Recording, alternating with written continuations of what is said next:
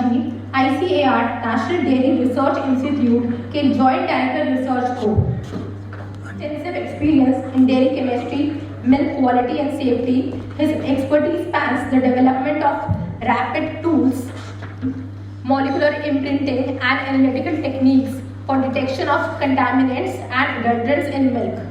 He has authored over 140 research papers, 16 review articles, 4 books and 17 book chapters, along with holding 15 patents, many of which have been commercialized as innovative testing kits. His contributions include leadership roles in national committees and panels, notably serving as the chair of FASI scientific panel on methods of sampling and analysis from January 2020 to March 2023. Dr. Sharma has received numerous accolades such as ICAR Best Teachers Award, NAS Recognition Award and DBT Biotechnology Product Development Award. मेरा निवेदन है doctor Rajan Sharma ji से कि अपनी talk deliver करके आज के इस कार्यक्रम के जो मुख्य अतिथि हैं एनएलएस के डॉक्टर श्री राजेश गुप्ता जी CMT हैं, हमारे chairman and managing director miss Namita Kumar from Param Dairy, all the dignitaries who are present here, some of my alma mater from NDRI is also present here. I also, on behalf of the organizer, welcome and thanks the organizer for giving me this opportunity to talk about at this particular forum. Yeah, we know that so that the theme of this seminar is sustainability. You know that Government of India is trying hard that we should become a developed nation from developing nation by 2047. And I believe dairy can be one of the instrument to make the India as a developed nation. You know, right now the figures indicate, statistics indicate that 5% of the GDP in the country is contributed by the dairy sector. I'm not sure. In the developed country, agriculture contribution in the GDP is actually less, but in India, because still around 60 to 65% of the people are staying in the rural area, probably in the coming days, dairy will be a part of the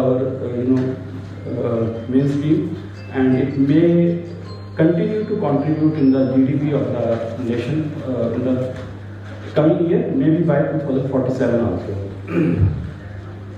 Dairy is also seen as one of the rural employment area, also as a nutritional security for the rural people, and from that angle also dairy is important. And we all have the duty who are working here, who are sitting here. We are all contributing in the 5% of the national GDP. That dairy should succeed. If dairy succeeds, probably the economy of the whole India will also succeed. This is my view, and I am sure that we all should make effort to make it successful. One of the deterrent which many people have talked about, that the negative image of the dairy, the quality of milk and milk products, probably that is also going side by side, which is probably tarnishing the image of the dairy. And in the media, whenever there is a summer season, whenever there is a festival season, the image of dairy is, I don't know, it is intentionally or unintentionally, it is being tarnished. Earlier we used to give, when I was a small kid, we used to give mithais to the our relatives and our friends. But now that trend has gone. Now we are giving chocolates and other things to the during those festival seasons. Thinking that during festival season, dairy products get adulterated, contaminated, or whatever way, the quality is not up to the mark. So my point is that if we keep the quality high during the of the dairy, probably that will also help to make the dairy business as a sustainable business. I'm sure that Param Dairy people are here. They must be collecting milk from farmers, I don't know, from middlemen also, probably they must be facing this particular challenge to maintain the quality of the incoming supply and then providing the quality dairy products to the consumers. So I have structured my talk in this way that innovation in quality assurance, rapid testing and analytical advances for the Indian dairy sector. I am of the firm opinion that if you want to maintain the quality of the milk, you require good quality test also. So I am from the dairy chemistry side. I am also working as a joint director research. I have a whole arena of research at NDRA I have to cater. But in the heart of this, I am basically a chemist and man of quality. My point is that if we have the good quality tests, which are rapid, probably the quality of the milk and milk product can be maintained, and it can be for the dairy industry it will help. Next slide. Whatever we say, although commercial dairy farms are coming, but one estimate indicates that till maybe Viksit Bharat 2047, probably this type of milk procurement system will remain. There will be farmers which will, right now we have a large number of farmers which have 2 to 3 animals. Milk is collected from these animals, and then it goes to the milk cooperative society, then chilling center, then milk processing plant, retailer, and finally to the consumer. So लगभग 8 करोड़ लोग दूध के धंधे में involve हैं, लगभग 13 crore dairy animal से हम दूध लेते हैं, और जो टोटल हम दूध का देखें तो जो टोटल दूध प्रोड्यूस होता है उसका लगभग 20% ही हम प्रोसेस करते हैं. So that gives this particular model gives an ample opportunity for contamination, the aging of the milk, and also about the adulteration. So this model will, only thing is we have to strengthen this particular model in the coming days. And again, I am repeating. Estimate indicate that this type of model will continue at least for the next 20 years. Next.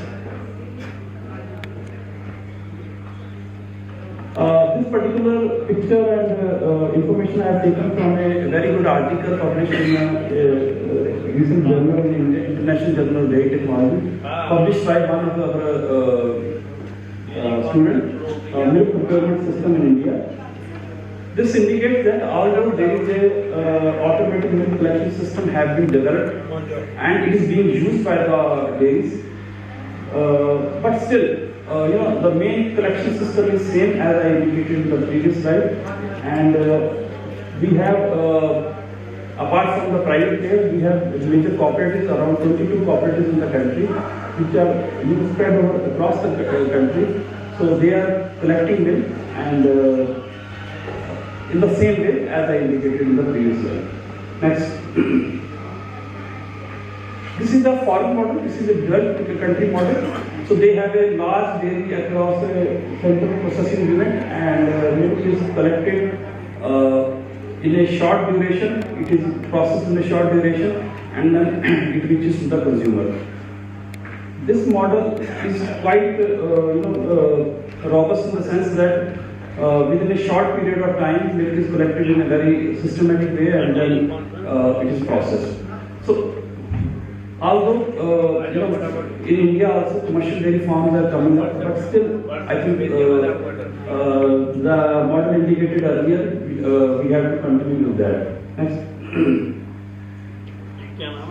The point I am saying is that we have to continue with we have to develop our own system to maintain the quality of the milk and milk products. Next slide. So, if you come to the Indian context, these are the issues which are related to the quality and safety of milk and milk products. From consumer point, adulteration is on the top of the mind. सबसे पहले अगर मैं किसी को बताता हूँ कि मैं NDRA में काम करता हूँ, दूध पे काम करता हूँ, तो इनमें से पहला क्वेश्चन ये होता है कि दूध में यूरिया मिलाया जाता है, दूध में मिलावट होती है या नहीं होती है. Then contaminants, the unintentional things which are coming in the milk, and then of course the microbiology. We have hygiene indicator and we have the pathogens which are present in the milk.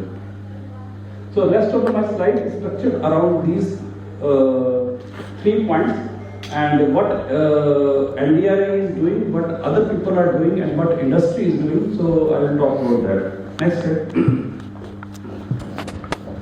अगर आप मिलावट की बात करें तो एक लंबी list है मिलावट करने वाले पदार्थों की जो कि दूध में मिलाए जाते हैं, जिससे कि दूध का फैट बढ़ जाए, दूध का एसएनएफ बढ़ जाए, दूध की शेल्फ लाइफ बढ़ती है।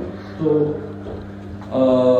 एक जो क्वालिटी कंट्रोल टेस्टिंग लेबोरेटरी है जो प्लेटफॉर्म पे जो रिसीविंग को टेस्ट करती है, उसके लिए काफ़ी सारा चैलेंज रहता है कि इतने सारे टेस्ट को, इतने सारे पदार्थों को उनको टेस्ट करना। Next slide. इसी तरह FSSAI की आप बात करें तो FSSAI की भी लंबी सारी रिक्वायरमेंट है। सबसे पहले बात करें एंटीबायोटिक की। दूध में हम एंटीबायोटिक आते हैं क्योंकि हम दूध के जानवरों को जब बीमार होते हैं तो उनको एंटीबायोटिक देते हैं। अगर एंटीबायोटिक के विथड्रॉल पीरियड को नहीं ठीक से फॉलो किया जाएगा तो ये सारे एंटीबायोटिक दूध में आ जाएंगे। आप देखेंगे लिस्ट काफ़ी लंबी है, ये लगभग 26 केमिकल्स हैं, 26 एंटीबायोटिक हैं जो दूध में आ जाती हैं, और ये इनकी लिमिट भी काफ़ी कम है। कहने का मतलब ये है कि इनके लिए काफ़ी स्पेशलाइज्ड मेथड चाहिए। नेक्स्ट, ये पानी, ये NDRA ने पिछले दिनों कुछ सर्वे किया था, ये थोड़ा सा पुराना है, 2015 से 21, पर आप देखेंगे कि रॉ मिल्क में लगभग 2500 सैंपल किए हैं, जिसमें लगभग 9% के करीब एंटीबायोटिक आए हैं। इसी तरह पास्चर मिल्क के सैंपल किए हैं लगभग 1000 के करीब, जिसमें 3% के करीब सैंपल पॉजिटिव आए हैं। इसमें जो आप देखेंगे बीटा लैक्टम, क्लोरोफेनिकोल, इस तरह की एंटीबायोटिक्स मिल्क में पाई गई। ये सर्वे एक बड़े छोटे से एरिया में हुआ है, पूरे कंट्री का लेवल में किसी ने सर्वे नहीं किया है, पर ये एक इंडिकेट करता है कि कुछ प्रॉब्लम तो है। नेक्स्ट,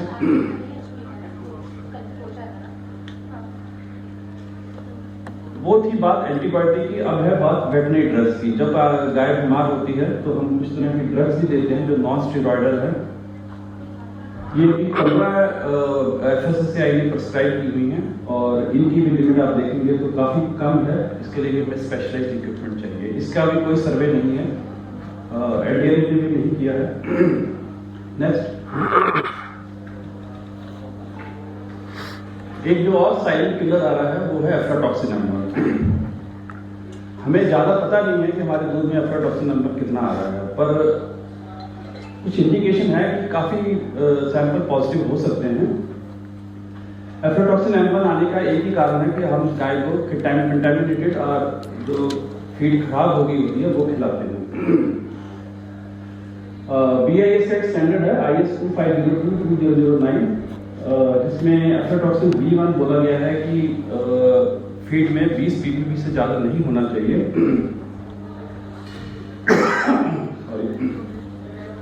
पर ये स्टैंडर्ड सिर्फ कंपाउंड फीड के लिए है, जो इंग्रेडिएंट है फीड उसके लिए नहीं है। एक फार्मर जो एक किसान है कई सारे इंग्रेडिएंट भी खिलाता है जानवर को, उसके लिए स्टैंडर्ड नहीं है। होता क्या है कि गाय जब अफ्लाटॉक्सिन B1 कंटामिनेटेड फीड खाती है तो वो गाय के शरीर में M1 में कन्वर्ट हो जाता है। और रिसर्च इंडिकेट करती है कि अगर गाय 100 यूनिट खाती है अफ्लाटॉक्सिन B1 तो लगभग 6 यूनिट मिल्क में आता है। कहने का मतलब यह है कि गाय बहुत ज़्यादा अफ्लाटॉक्सिन B1 फीड खाती होगी तभी मिल्क में आ रहा है, तो इसका मतलब कि वो फीड काफ़ी ज़्यादा कंटामिनेटेड होगी। हमारे स्टैंडर्ड भी हैं, जैसे FSSAI 0.5 ppb माइक्रोग्राम पर लीटर का स्टैंडर्ड है, कोडेक्स USA FDA के स्टैंडर्ड है। यूरोपियन यूनियन के आप स्टैंडर्ड देखेंगे तो वो 10 टाइम्स लोअर है हमारे से। अफ्लाटॉक्सिन M1 कहाँ से आता है? ये एक तरह का जो फंजाई है, स्पेसिलस पैरासिटिकस या फ्लेवस, इसके ग्रोथ से आता है। B1 पैदा होता है, उसी से वे मिल्क में आता है। M1 जो है क्वाइट स्टेबल है। आप दूध को उबालते हैं, दूध को यूएसटी ट्रीटमेंट करते हैं, तब भी ये स्टेबल रहता है। आप दूध से पनीर चीज़ बनाते हैं तो काफ़ी पोर्शन जो हमारी खाने वाले हर पनीर हर चीज़ है उसमें चला जाता है। नेक्स्ट,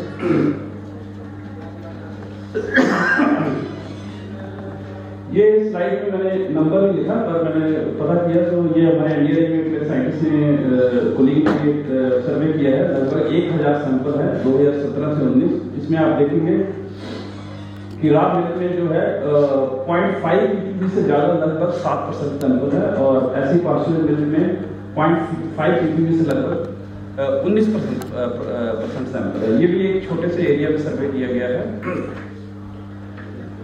ये अगेन इंडिकेट करता है कि दूध में प्रॉब्लम है। ये जो रॉ मिल्क के सैंपल है ये किसानों से लिए गए हैं, छोटे किसानों से लिए गए हैं। ऐसा देखा गया है कि जो छोटे किसान हैं उनके दूध में अफ्लाटॉक्सिन M1 कम आता है, जो ऑर्गेनाइज्ड डेयरी है उसमें ज़्यादा आता है। उसका कारण ये है कि ऑर्गेनाइज्ड डेयरी में हम फीड ज़्यादा खिलाते हैं, कंसनट्रेट ज़्यादा खिलाते हैं, और कंसनट्रेट ही एक मेन सोर्स है अफ्लाटॉक्सिन M1 दूध में। नेक्स्ट,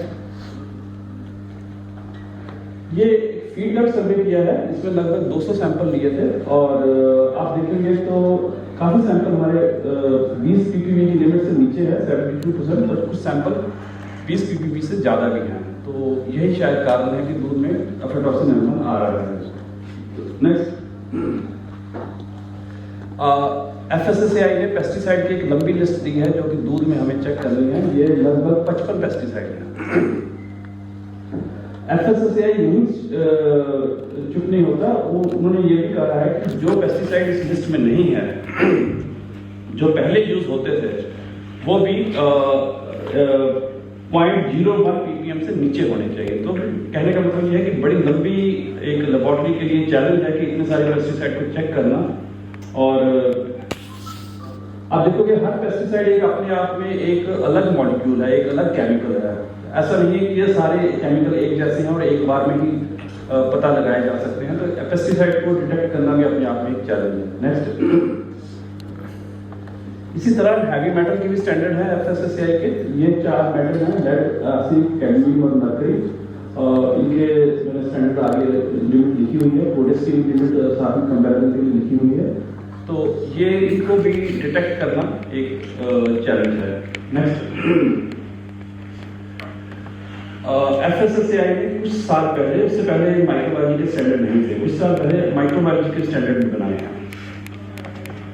आप देखोगे ये कितने सारे ग्रीन टिक है। तो ये सारे जो एरोबिक प्लेटफॉर्म, कॉलीफॉर्म, स्टेफाइलोकोकस, ये सारे प्रोसेस हाइजीन इंडिकेटर हैं। कहने का मतलब है कि जब आप परम डेयरी के लोग यहाँ बैठे हैं, तो जब आपका मैन्युफैक्चरिंग प्रोसेस खत्म होता है, जब आपका प्रोडक्ट आपकी डेयरी में ही होता है, तो ये इसको कंप्लाई करना चाहिए। तो ये मैन्युफैक्चरिंग स्टेज के लिए स्टैंडर्ड। नेक्स्ट है फूड सेफ्टी के लिए। ये स्टैंडर्ड मैन्युफैक्चरिंग स्टेज पे भी एप्लीकेबल होने चाहिए and to the entire shelf life of the product. जब तक आपका प्रोडक्ट कंज्यूमर खा नहीं लेता तब तक ये स्टैंडर्ड एप्लीकेबल होने चाहिए। इसमें सालमोनेला, ये फूड सेफ्टी के हैं, वो पहले वाले प्रोसेस हाइजीन के थे कि वो बताता था कि आपके प्लांट में सफाई कितनी है, और ये बेसिकली कि कौन से बैक्टीरिया से आपको बीमारी हो सकती है। नेक्स्ट, अब इन सब को करने के लिए हमें एनालिटिकल मेथड चाहिए। Analytical method is the backbone to ensure the quality of the milk and milk product. ये क्यों चाहिए? क्योंकि रेगुलेटर को to know the compliance, help in developing strategy, act as a deterrent for the unscrupulous trader, to ensure confidence in the general public and also for the traceability। और मेरे को बताया गया कि परम डेयरी का जब इंट्रोडक्शन हो रहा था तो ट्रेसेबिलिटी पे काफ़ी ध्यान देते हैं। तो आई एम श्योर ये जो एनालिटिकल मेथड है ये ट्रेसेबिलिटी के लिए भी आपको काफ़ी मदद करती है। नेक्स्ट, हमें एनालिटिकल मेथड चाहिए, पर हमें एनालिटिकल मेथड रैपिड भी चाहिए। ये शायद रैपिड वाला जो कॉन्सेप्ट है ये डेवलप्ड नेशन के लिए इतना इम्पोर्टेंट नहीं है, क्योंकि वहाँ पे दूध एक फार्म से आता है तो कम से कम 50-60 हज़ार लीटर आता है हमारे यहाँ पे 2000 एक गाँव से आता है 2000, तो हमें हर सैंपल को टेस्ट करना है, हर गांव से आने वाले दूध को जब टेस्ट करना है तो काफ़ी एक्सपेंसिव हो जाता है अगर हम ट्रेडिशनल मेथड पे जाएं। हमें उसमें टाइम भी लगता है, जब तक दूध को हम टेस्ट करते हैं तब तक उसकी शेल्फ लाइफ खत्म हो जाती है। तो हमें इंडियन सिनेरियो के हिसाब से हमें रैपिड टेस्ट चाहिए for economical reason, because we have fragmented supply, because of the perishable nature, also for service, for many reasons, and also for mobile testing. Mobile testing van काफी चल रही है, FSSAI इसको प्रमोट कर रहा है। FSSAI ने इसी को ध्यान में रखते हुए एक राफ्ट हैंडबुक भी बनाई है, rapid analytical food testing. FSSAI ने राफ्ट जो रैपिड टेस्ट है उसको फॉर्मली रिकॉग्नाइज करना शुरू कर दिया है। एक कमेटी है, वो आप अपने टेस्ट वहाँ पे देंगे, प्राइवेट कंपनी काफ़ी कर रही हैं, और वो एक प्रोसीजर के तहत उसको चेक करते हैं और उसको लीगली अप्रूव कर रहे हैं ऐसे मेथड। नेक्स्ट, हमारे पास अगर हम रैपिड की बात करें तो हमारे पास काफ़ी सारे टूल्स हैं। एक जैसे अगर मिलावट की बात करें तो इस तरह के इक्विपमेंट जो FTIR बेस्ड टेक्नोलॉजी है, Fourier transform infrared based technology है, इस तरह के इक्विपमेंट काफ़ी अवेलेबल है मार्केट में। ये इक्विपमेंट ना फैट और SNF के अलावा, प्रोटीन के अलावा, जो कंपोजिशन एनालिसिस है उसके अलावा मिलावट भी बताता है कि कितनी दूध मिलावटी है या नहीं है। अब लेफ्ट साइड में जो इक्विपमेंट देखेंगे, जो बिल्कुल स्क्रीन या इमेज को, मैं इस यहाँ पे किसी कंपनी का प्रचार नहीं कर रहा, जिससे आपको बता रहा हूँ कि कितने सारे हमारे पास ऑप्शन अवेलेबल है। ये तो लोअर रेंज के हैं, लगभग 4 से 5 लाख के बीच में आ जाते हैं। जो राइट साइड में है, जो लेक्टोस्कोप और मिल्कोस्कैन, ये काफ़ी एक्सपेंसिव है, और एक आम डेयरी के लिए ऐसे इक्विपमेंट लगाना काफ़ी महंगा पड़ता है। और ये जो राइट साइड वाले इक्विपमेंट है ये काफ़ी कॉम्प्रिहेंसिव है, ऑलमोस्ट जितने भी अडल्ट्रेट नोन है उनको ये डिटेक्ट कर सकते हैं। अब ये रैपिड तो है बट एक्सपेंसिव बहुत ज़्यादा है, तो हमें रैपिड के साथ लो कॉस्ट वाले टेस्ट चाहिए। नेक्स्ट, NDRA में मैं देख रहा हूँ कि अब इस बार का इंडियन डेयरी में देखेंगे तो काफ़ी लोगों ने rapid paper strips, rapid colour based test develop करने शुरू कर दिए हैं, और ये मार्केट में अवेलेबल भी है। एक NDRA ने भी इसमें पहल की हुई है, और इस तरह के paper strip based test NDRA से अवेलेबल हैं, जो कि neutraliser, urea, hydrogen peroxide, glucose, maltodextrin, sucrose, sodium chloride, salt, formaldehyde, sorbitol एक नया अडल्ट्रेंट अभी उभर के आ रहा है, इसके लिए भी मेथड डेवलप किए हुए हैं। NDRA एक रिसर्च संस्थान है, हम लोग टेक्नोलॉजी भी सेल करते हैं। हम रिटेल बिजनेस में नहीं है, बट इन सब की टेक्नोलॉजी हम सेल करते हैं। इन टेक्नोलॉजी से एक डेल्मोस रिसर्च करके कंपनी है, जो कि NDRA के ही अलुमनाई है, ये उन्होंने डेवलप की है, और ये प्रोडक्ट मार्केट में अवेलेबल है। नेक्स्ट, इसी तरह NDRA ने बहुत साल पहले एक डिटर्जेंट का टेस्ट भी डेवलप किया था। डिटर्जेंट की एक बहुत बड़ी समस्या आ रही थी कि दूध में लोग डिटर्जेंट डालते हैं, इस तरह माल्टोडेक्स्ट्रिन की समस्या आ रही थी, तो ये टेस्ट भी अवेलेबल है, और ये टेस्ट काफ़ी कारगर है दूध में डिटर्जेंट को पता लगाने के लिए। डिटर्जेंट क्यों कोई डालेगा? क्योंकि दूध के फैट को वो वेजिटेबल ऑयल से रिप्लेस करना चाहेगा, और उसको रिप्लेस करने के लिए थोड़ा सा डिटर्जेंट की जरूरत पड़ेगी। तो ये टेस्ट पेपर पे नहीं है, कलर बेस्ड टेस्ट है, टेस्ट ट्यूब में करना पड़ता है, पर काफ़ी सस्ता है। एक टेस्ट को करने में लगभग 100 रुपये लगता है। नेक्स्ट,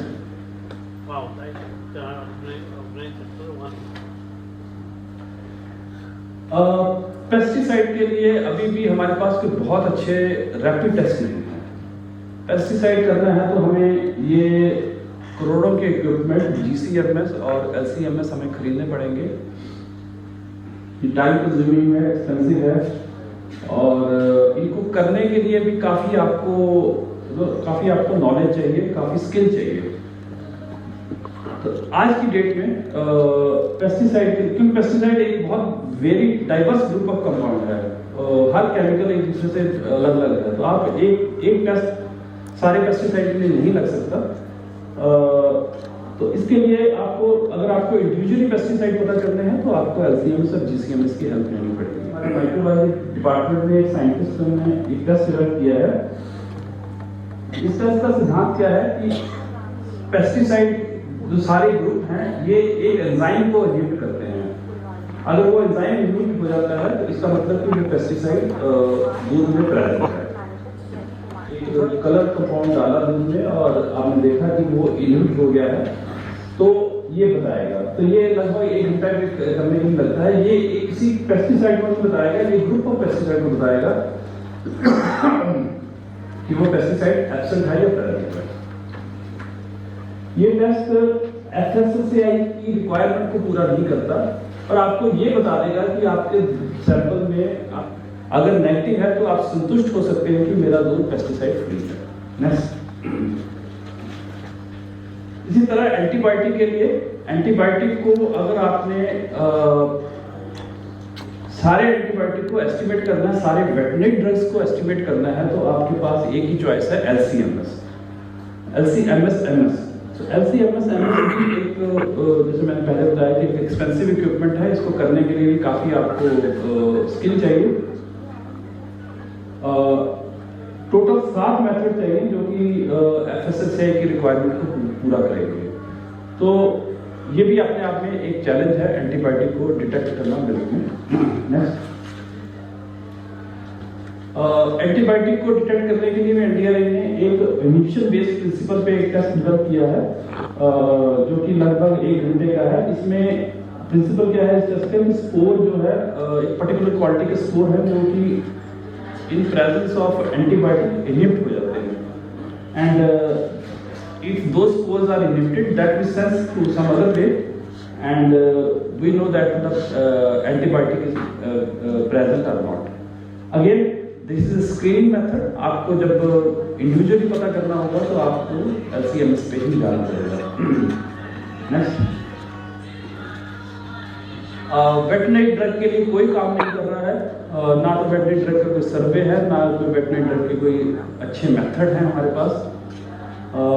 NDRI, अब वेटरनरी ड्रग भी अपने आप में हर एक कंपाउंड अपने आप में एक अलग कंपाउंड है। तो अगर आप रैपिड टेस्ट में डेवलप करेंगे तो हर एक के लिए अलग अलग रैपिड टेस्ट डेवलप करना पड़ेगा। हमारे ग्रुप ने कुछ काम करना शुरू किया है। एक फ्यूनिक्सिन करके नॉन स्टेरॉयडल वेटरनरी ड्रग है, उसको लेटर फ्लो एसे के थ्रू डिटेक्ट करने की कोशिश की है। अभी रिसर्च स्टेज पे है। Some initial success has been obtained but we are still working on it. Next,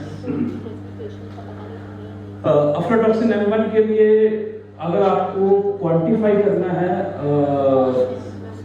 करना है और रेगुलेटरी रिक्वायरमेंट को पूरा करना है, हमारी रेगुलेटरी रिक्वायरमेंट है 0.5 ppb, 0.5 माइक्रोग्राम पर लीटर पर केजी। तो आपको बेसिकली LCMS HPLC एक स्पेशलाइज्ड डिटेक्टर लगाना पड़ेगा या फिर आपको ELISA बेस्ड किट यूज करनी पड़ेगी। Again this requires a little skill to do such test. Next,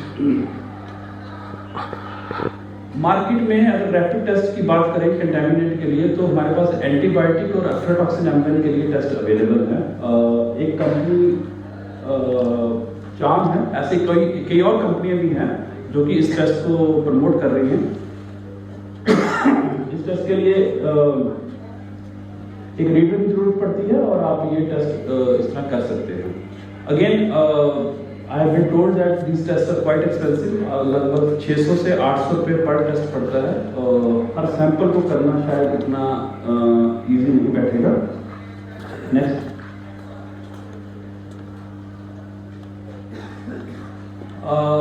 एक और समस्या धीरे धीरे उभर के आ रही है कि FSSAI ने स्पीसीज बेस्ड स्टैंडर्ड बनाए हुए हैं। बफेलो मिल्क का अलग स्टैंडर्ड है, काउ मिल्क का अलग स्टैंडर्ड है, कैमल मिल्क का अलग स्टैंडर्ड है, गोट मिल्क का अलग स्टैंडर्ड है। अब जैसे जैसे ये पता चल रहा है कि गोट मिल्क अच्छा होता है, कैमल मिल्क में कुछ हेल्थ एट्रीब्यूट्स हैं, ये प्रोडक्ट थोड़े प्रीमियम वे पे मार्केटिंग हो रही है प्रोडक्ट की। और जब कोई चीज़ प्रीमियम वे में होती है तो साथ साथ ही मिलावट भी साथ साथ ही शुरू हो जाती है। We at NDRI are working on lateral flow based test.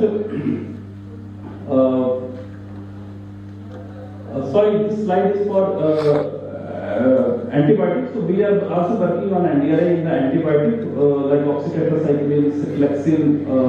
Soya milk के लिए हमने एक टेस्ट डेवलप किया है। हमें बताया गया कि सोया मिल्क भी लोग मिल्क में ऐड करते हैं, तो उसके लिए भी हम टेस्ट डेवलप कर रहे हैं। नेक्स्ट, सॉरी मैं इसकी बात कर रहा था। तो species adulteration is also one of the issue which may emerge in future.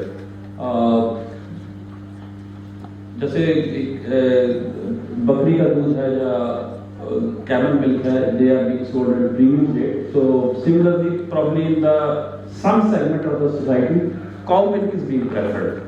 So cow milk में buffalo milk को चेक करने के लिए NDRI ने एक टेस्ट डेवलप किया है, जो कि हमें कमर्शियली हमारे से अवेलेबल है, NDRI से अवेलेबल है। Next, such tests are also available from the private MNCs. Like this particular test is for the detection of the presence of cow milk in goat or sheep milk, or presence of goat milk in sheep milk. So in in Europe, goat milk and sheep milk products are sold in premium. Cheese prepared from such milk is being sold in premium way. So probably it was their requirement, but I am sure that in the coming days in India we will also have the requirement for such type of tests. Next, microbiological testing हमेशा back burner रहा है, कोई इनको उस तरफ ध्यान नहीं देता। जब तक कि FSSAI ने 3 सैम्पलिंग प्लान स्कीम नहीं बनाई, FSSAI ने स्टैंडर्ड नहीं बनाए, उसके बाद लोगों ने माइक्रोबायोलॉजिस्ट हायर करना शुरू किए और माइक्रोबायोलॉजी की तरफ ध्यान देना शुरू किया। माइक्रोबायोलॉजी टेस्ट में एक ही दिक्कत है कि जब तक टेस्ट के रिजल्ट आते हैं तब तक दूध कंज्यूम हो चुका होता है, तब तक उसके प्रोडक्ट बन चुके होते हैं। हम NDRI में थोड़ा इस तरफ काम कर रहे हैं, जैसे कि लिस्टीरिया मोनोसाइटोसिस, इस टेस्ट को करने के लिए लगभग 4 से 7 दिन लगते हैं। डिपेंड करता है कि इसमें काउंट करना है, अगर कम काउंट है तो और ज़्यादा टाइम लगेगा। तो विद इन 1 वर्किंग डे हमने टेस्ट डेवलप करने की कोशिश की है। सिमिलरली ई कोलाई के लिए, कॉलीफॉर्म के लिए, एंटीरियर कोकाई के लिए भी रैपिड टेस्ट NDRI डेवलप कर रहा है। मैं लास्ट में एक स्लाइड दिखाऊंगा जिसमें एक हमारी बुकलेट है जिसमें सारी टेस्ट की डिटेल्स अवेलेबल है। नेक्स्ट, एक लिस्टीरिया मोनोसाइटोसिस के लिए हम एक रैपिड टेस्ट की तरफ भी हम डेवलप कर रहे हैं। लिस्टीरिया काफी सालों तक सोचा जाता था कि ये इंडिया की प्रॉब्लम नहीं है, ये यूरोप की प्रॉब्लम है, नॉर्थ अमेरिका की प्रॉब्लम है। लिस्टीरिया में सबसे बड़ी प्रॉब्लम क्या है कि लिस्टीरिया की अगर आपको लिस्टीरियोसिस हो जाए, आपको कंटेमिनेटेड फूड ले लिया आपने, तो इसमें मॉर्टेलिटी का चांस काफ़ी ज़्यादा है, डेथ होने का चांस काफ़ी ज़्यादा है। तो Listeria is one of the very dangerous organism. काफ़ी सालों तक हमारे इंडिया के दूध में सर्वे में पाया गया कि लिस्टीरिया नहीं होता है, पर अब रिपोर्ट्स आ रही है कि Listeria is present in milk. Next, NDRI so mastitis, mastitis is one of the very economically devastating disease for the Indian dairy industry. काफ़ी एस्टिमेट इंडिकेट करते हैं कि हर साल में लाखों करोड़ों का नुकसान होता है जब गाय को मास्टाइटिस एक थनैला बीमारी हो जाती है। थनैला बीमारी को रोकने के लिए एंटीबायोटिक ट्रीटमेंट है, पर सबसे बढ़िया ट्रीटमेंट है कि उसको शुरू में ही पकड़ा जाए। तो शुरू की स्टेज को हम बोलते हैं सब क्लिनिकल स्टेज, और उसके बाद जब बीमारी अपने पूरे रूप में आ जाती है, मैनिफेस्ट कर लेती है, तो उसको क्लिनिकल बोलते हैं। तो अगर हम सब क्लिनिकल स्टेज पे पकड़ सकें तो बीमारी का रोकथाम किया जा सकता है। ये एक बैक्टीरियल डिजीज है और हाइजीन और क्लीनिंग से काफी हद तक कंट्रोल हो सकती है। बट अगर ये डिजीज हो गई है तो आपको पता लगाना है जल्दी कि आपके उसमें पशुओं में कितनी बीमारी हो गया है, वो जो गाय है वो मास्टाइटिस से सफर कर रही है या नहीं कर रही है। ये टेक्नोलॉजी हमसे 2-3 कंपनियों ने खरीदी है और ये काफ़ी लोग इसको यूज़ कर रहे हैं to maintain the quality, to maintain the health of the dairy animals in their milk shed area. Next, NDRI is also working on freshness indicator. आप इमेजिन करिए कि आप एक मिठाई का डब्बा खोलते हैं और उस पर लिखा हुआ है कि अभी बेस्ट बिफोर अभी है, मैंडेटरी टेम्परेचर जो उसको स्टोर करना था उस पहले ही स्टोर किया होगा। तो उसको डिटेक्ट करने के लिए whether the product has really spoiled or not, without opening the package, we have developed some technology, and this technology is available for Goa, Barfi, Sandesh, Dahi, and Missi. So basically, there is a sticker on the top of the packet which changes color once the product is gone bad. This technology is also available from NDRI. Next. मैं अभी animals का जो news letter पढ़ रहा था, उनका जो व्यापार केसी वो पढ़ रहा था, उसमें भी मिलावट के बारे में, पर्टिकुलरली घी की मिलावट के बारे में काफ़ी कुछ लिखा गया है। घी की टेस्टिंग एक बहुत बड़ा चैलेंज बन गया है, क्योंकि इतने सारे 11 पैरामीटर में टेस्ट करनी अवेलेबल है। आई एम नॉट श्योर जिससे कि हम घी की क्वालिटी को असर्टन कर सके। अब देखो ये इंटरेस्ट प्रोफाइल को चेक करने के लिए घी में, तो ये FSSAI ने एक बड़ा अच्छा काम किया है कि एक स्कीम ऑफ टेस्टिंग निकाल दी है कि आपने कौन से टेस्ट करने हैं और कितनी फ्रीक्वेंसी में करने हैं। तो ये पर्टिकुलर डॉक्यूमेंट है, मैं अपनी स्लाइड यहीं छोड़ जाऊंगा। इस आप डॉक्यूमेंट खोलेंगे तो इसमें राइट साइड में यहाँ से अच्छा सा नजर नहीं आ रहा। तो जैसे पेस्टिसाइड बोला है कि एवरी 15 डेज करने हैं, antibiotic every days come, and if every industry follows this, so total 29 parameters are there. So again, you know, it is a little tricky to do all those tests in every milk supply. Although they have given a staggered, आपको कुछ test तो हर supply में test करने हैं, कुछ आपको हर tanker में करने हैं, कुछ आपको हर वीक करने हैं। इस तरह करके उन्होंने एक स्कीम बनाई है। Next, finally, to conclude, analytical methods are important. Testing के बिना हमारा गुजारा नहीं है, पर्टिकुलरली डेयरी इंडस्ट्री का। हमें रैपिड टेस्ट चाहिए, analytical laboratory should be well equipped, rapid test can address many other problem, probably more surveys are required. अब परम डेयरी के लोग यहाँ बैठे हैं, मैं चाहूँगा कि कुछ प्राइवेट कंपनीज भी आगे आए, जो भी सर्वे का पार्ट बने, तो कि कंज्यूमर में एक कॉन्फिडेंस बिल्ड किया जाए दूध के बारे में। अभी तो हम जो ये जो सारा मैंने अभी तक स्लाइड दिखाई सब क्लासिकल है, जो इमर्जिंग है उसकी तरफ तो कोई ध्यान दे ही नहीं रहा है। जैसे migration of chemicals from the packaging material, हमने कुछ काम किया था NDRI में। घी आप 1 साल के लिए स्टोर करते हैं प्लास्टिक के, तो उसमें कुछ केमिकल्स प्लास्टिक के पैर से घी में चले जाते हैं। PCBs जो कि वातावरण में पहले से प्रेजेंट है because of the industrial activity, dioxin again from the environment, synthetic colour, so जो भी मिठाइयाँ रंगीन नजर आती हैं, शायद उनमें कईयों में अनवांटेड अनरेगुलेटेड कलर डाले हुए हैं, ये भी शायद एक समस्या हो सकती है।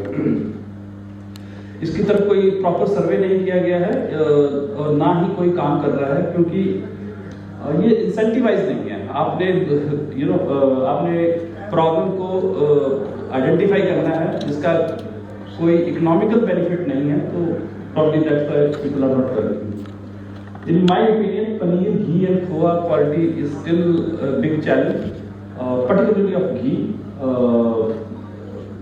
जैसे हमने देखा कि काफी सारे टेस्ट हमें करने पड़ते हैं। नेक्स्ट,